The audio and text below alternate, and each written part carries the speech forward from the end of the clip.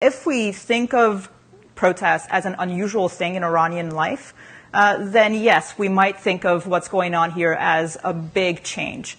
But protests are actually a feature in the Islamic Republic. They're not a departure.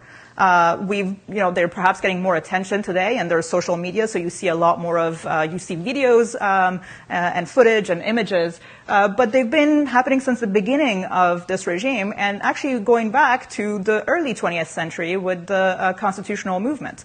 So protest, discontent, reform efforts are all part of, an inherent part of Iranian public life. And, if you go back again to 2009 and then later into 2012 and then 2017 and 2018, people have been predicting that the Islamic Republic will collapse. And actually there's a joke that goes around in Iranian families, which is, inshallah next year in Tehran.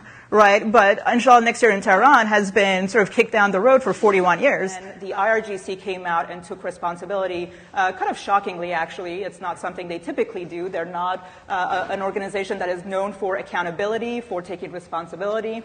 And they did that for a change, saying that, they had down the airliner accidentally, and they tried to take responsibility for that. Iran can't choose to ignore what is going on in Iraq because ISIS actually poses a viable threat to Iranian borders. The Iranian view, which is actually quite different from some other countries, and especially Sunni majority countries' views.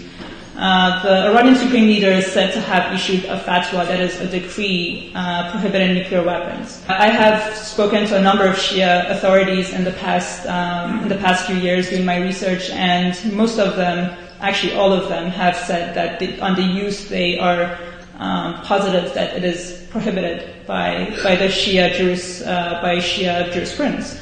And one of the reasons they say this is that very similar to principles that we have in international law. There are reports that Iran's foreign minister, who's the face of Western engagement, is also going to be sanctioned by the end of the week. Someone like Zarif, who has been the face of engagement with the West, well, you've lost a lot of your political capital.